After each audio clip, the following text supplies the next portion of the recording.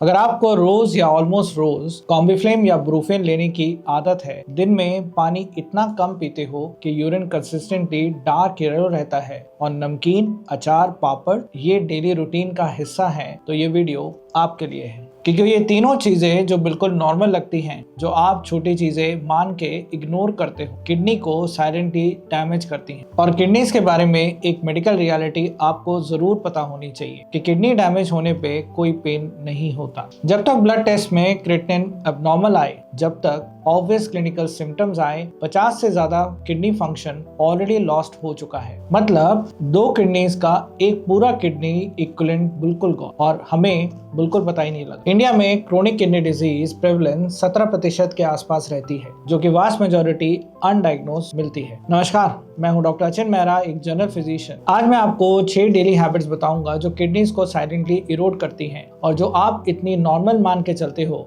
कि कभी किडनी से कनेक्ट ही नहीं होती। शुरू करते हैं। पहला आता है NSAIDs का क्रोनिक यूज। दवाइयां जैसे कि डिक्लोफेनाक इंडिया में मोस्ट सेल्फ प्रिस्क्राइब मेडिसिन है। सर दर्द में, दांत दर्द में, बैक पेन में, बॉडी एक में सेफ मेडिसिन है, OTC पे मिलती है। लेकिन किडनीज के अंदर क्या हो रहा है, मैकेनिज्म समझते हैं। किडनीज अपने ब्लड फ्लो को रेगुलेट करने के लिए लोकल हार्मोन यूज करती है, प्रोस्टाग्लैंडिन। ये प्रोस्टाग्लैंडिन रीनल आर्टेरियल्स किडनी की ब्लड फ्लो सप्लाई को डायलेट करके रखते हैं। किडनीज को प्रॉपर ब्लड फ्लो मिलता रहता है। NSAIDs उन एंजाइम को ब्लॉक करते हैं जो प्रोस्टाग्लैंडिन बनाते हैं, जो कि है साइक्लोऑक्सीजनेस एंजाइम। जब प्रोस्टाग्लैंडिन ब्लॉक होते हैं, रीनल आर्टेरियल कंस्ट्रिक्ट हो जाते हैं, किडनीज को ब्लड सप्लाई रिड्यूस हो जाती है, किडनीज इस्कीमिया में आ जाती हैं, मतलब ऑक्सीजन और ब्लड की कमी। ये एक बार तो रिवर्सिबल है, पर रेगुलर यूज में क्यूमुलेटिव डैमेज होता है। इस कंडीशन को एनाल्जेसिक नेफ्रोपैथी कहते हैं और ये डॉक्यूमेंटेड है। 2001 की new England journal of medicine study के हिसाब से क्रोनिक NSAID यूज ग्लोबली 3 से 5% and stage renal disease cases के लिए एट्रीब्यूटेबल है। और एक स्पेसिफिक कॉम्बिनेशन जो डेंजरस है वो है NSAID प्लस डिहाइड्रेशन। अगर आप पेन किलर्स ले रहे हो, पानी नहीं पी रहे, तो किडनीज पे स्ट्रेस ड्रामेटिकली इंक्रीज हो जाता है और ये combination acute kidney injury trigger कर सकता है। अब बात करते हैं कि क्या करना चाहिए। NSAID शॉर्टेस्ट ड्यूरेशन पे लोएस्ट इफेक्टिव डोज, कभी एक बार ही ठीक है। क्रोनिक पेन के लिए मतलब वीक से पेन है, NSAID लॉन्ग टर्म आंसर बिल्कुल नहीं। ऑल्टरनेटिव्स डॉक्टर से एक्सप्लोर करिए और जिस दिन पेन किलर ले रहे हो, वाटर इनटेक कॉन्शियसली हमें इंक्रीज करना है। दूसरी हैबिट है पानी कम पीना। मैं सफिशिएंट पानी पीता हूँ रोज। क्रोनिक माइल्ड डिहाइड्रेशन सिर्फ 1 से 2% बिलो ऑप्टिमल किडनी फंक्शन पर मेजरेबल इम्पैक्ट डालता है और ये बहुत कॉमन है। ज्यादातर लोग माइल्डली डिहाइड्रेटेड रहते हैं और उन्हें पता ही नहीं होता। 2013 की journal of American society of nephrology की स्टडी के अनुसार ये डेमोन्स्ट्रेट किया गया कि mild chronic dehydration over years kidney injury markers increase करती है और ट्यूबुलर डैमेज का भी रिस्क बढ़ाती है। अब समझते हैं इसके पीछे मैकेनिज्म क्या है। किडनीज ब्लड फिल्टर करते हैं approximately 180 litre per day. Process होता है फिल्ट्रेशन के। जब हाइड्रेशन सब ऑप्टिमल है, यूरिन हाईली कंसंट्रेटेड होता है। कंसंट्रेटेड यूरिन में क्रिस्टलाइजेशन टेंडेंसी इंक्रीज होती है तो किडनी स्टोन्स का रिस्क भी बढ़ सा जाता है। Additionally concentrated urine kidney tubular cells को क्रोनिकली इरिटेट करते हैं। Over years tubular inflammation, interstitial damage. Science of chronic mild dehydration जो लोग मिस करते हैं वो है यूरिन का कंसिस्टेंटली डार्क येलो या एम्बर येलो कलर, आफ्टरनून में headache, concentration difficulty, mid day fatigue बिना ऑब्वियस रीजन। इंडिया में climate, humidity and sweating baseline fluid requirement वैसे भी ज्यादा करती है। हमें क्या करना चाहिए अब ये समझते हैं। यूरिन कलर अपना गाइड बना। Pale straw colour good, dark yellow drink more water, minimum 2.5 से 3 लीटर डेली इंडियन क्लाइमेट के एवरेज एडल्ट के लिए होना चाहिए। और जिस दिन आउटडोर या फिजिकल काम ज्यादा हो, अकॉर्डिंगली अपना वाटर इनटेक हम बढ़ा सकते। और तीसरी गलती है access protein powder without adequate water. Protein supplement use India में ड्रामेटिकली इंक्रीज हुआ है जिम कल्चर के साथ, वेट लॉस कल्चर के साथ। लेकिन एक इंपॉर्टेंट फिजियोलॉजिकल रियलिटी है जो जिम में कोई नहीं बताता। प्रोटीन मेटाबॉलिज्म यूरिया प्रोड्यूस करता है, अमीनो एसिड ब्रेकडाउन्स का एक byproduct. Urea kidneys filter करती हैं और यूरिन में एक्सक्रीट करती है। Higher protein intake, high urea load, kidneys को ज्यादा काम करना पड़ता है। Healthy kidney moderate to high protein handle कर सकती है, लेकिन 2 कंडीशन में प्रॉब्लम आ सकती है। पहली है इनएडिक्वेट water with high protein. Concentrated urea kidney tubules के ऊपर स्ट्रेस क्रिएट करता है, क्रिस्टलाइजेशन रिस्क इंक्रीज होता है। दूसरा,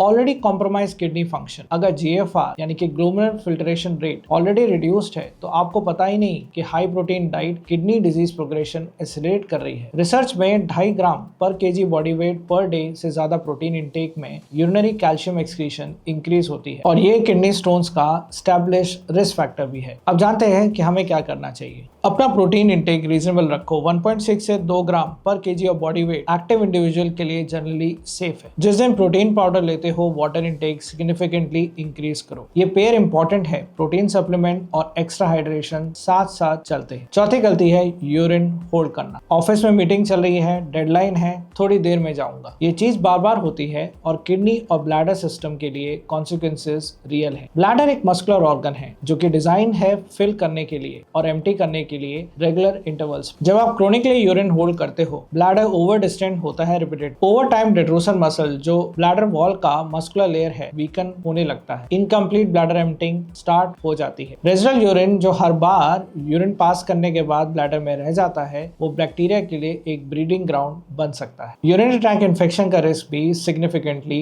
बढ़ जाता है। और यहाँ आता है kidney connection. Recurrent UTI specially females में पाइलोनेफ्राइटिस में प्रोग्रेस कर सकता है, यानी कि किडनी का इन्फेक्शन। अगर ये रिकरेंट हो स्कारिंग भी किडनी में हो सकती है। स्कारिंग फंक्शनल डैमेज है, वो नेफ्रॉन्स वापस कभी नहीं आ पाते। और एक और mechanism chronic bladder pressure retrograde ऊपर की तरफ किडनी पेल्विस पर प्रेशर डाल सकती है। लॉन्ग टर्म में लो ग्रेड हाइड्रोनेफ्रोसिस डेवलप भी हो सकती है। अब समझते हैं हमें क्या करना चाहिए। अर्ज फील हो तो 15 से 20 मिनट से ज्यादा होल्ड करना अवॉइड करो। वर्क प्लेस में रेगुलर बाथरूम ब्रेक्स रूटीन होना चाहिए और ये वीकनेस नहीं, ये किडनी हेल्थ के लिए बहुत जरूरी है। अब 5वीं हैबिट आती है हाई सॉल्ट डाइट। इंडिया में एवरेज सोडियम इंटेक अप्रोक्सीमेटली 11 ग्राम पर डे है। WHO रिकमेंडेशन है 5 ग्राम पर डे। हम लिटरली डबल खा रहे हैं कंसिस्टेंटली और किडनी डायरेक्टली इसका प्राइस पे करती है। Mechanism high sodium intake blood pressure increase करता है, यानी कि hypertension. Elevated blood pressure directly glomerular pressure increase करता है और किडनी के फिल्ट्रेशन यूनिट्स के अंदर इस एक्सेसिव प्रेशर का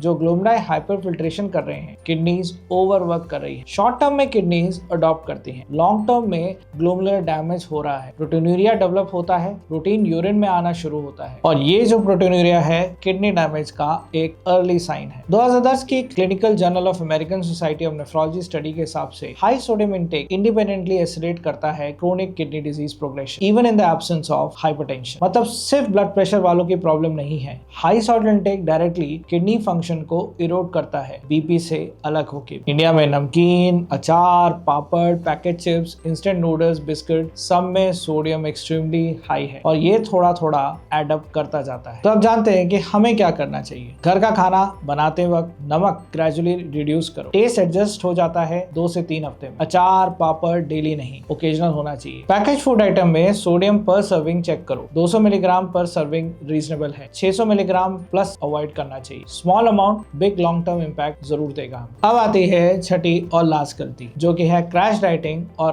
रैपिड वेट लॉस। डाइट शुरू कर ली, 5 किलो 2 हफ्ते में घटा लिया। अपीलिंग लगता है ना, मोटिवेटिंग भी लगता है, लेकिन किडनीज के लिए rapid wait changes specially crash dieting multiple mechanism से प्रॉब्लम क्रिएट करता है। पहला, क्रैश डाइट एनर्जी के लिए प्रोटीन ब्रेकडाउन करते हैं। यूरिया लोड किडनी पे सडनली शार्पली राइज हो जाता है। दूसरा, very low calorie diet electrolyte imbalance create करता है, पर्टिकुलरली पोटेशियम और सोडियम के लिए। Electrolyte imbalance kidney function directly impair करते हैं। तीसरा, rapid fat breakdown uric acid produce करता है। याद रखिए यूरिक एसिड किडनी स्टोन्स का रिस्क फैक्टर है और गाउट अटैक्स का भी। चौथा, क्रैश डाइट के साथ डिहाइड्रेशन कॉमन है, जो ऑलरेडी मैंने हैबिट नंबर 2 में कवर किया है। और जो लोग यो डाइटिंग करते हैं, रिपीटेडली लूज और रिगेन वेट, उनके लिए metabolism stress including kidney stress chronically elevated रहता है और हर साइकिल कंपाउंड होता रहता है। तो अब जानते हैं हमें क्या करना चाहिए। वेट लॉस स्लो और स्टडी, 0.5 से 1 किलो पर वीक मेटाबॉलिकली सेफ रेंज है। हाइड्रेशन मेंटेन करो थ्रू आउट। इलेक्ट्रोलाइट्स ट्रैक करो, स्पेशली अगर बहुत रिस्ट्रिक्ट कर रहे हो आप। क्रैश डाइट का शॉर्टकट लॉन्ग टर्म में एक्सपेंसिव आपके लिए हो सकता है। 6 हैबिट कोई एक्सोटिक नहीं। Pain killer over use, chronic dehydration, protein without water, urine holding, high salt, crash diet, और ये सब डेली लाइफ में है और कंबाइंड ये सब साइलेंटली किडनीज का फंक्शन इरोड करती है। Brick by brick. तब तक जब क्रिएटिनिन रिपोर्ट में आता है तब तक 50% फंक्शन ऑलरेडी आपका गॉन हो चुका है किडनी का। अर्ली डिटेक्शन का एक टूल है, बहुत अंडर यूज्ड है, यूरिन माइक्रोएल्ब्यूमिन टेस्ट। ये चेक करता है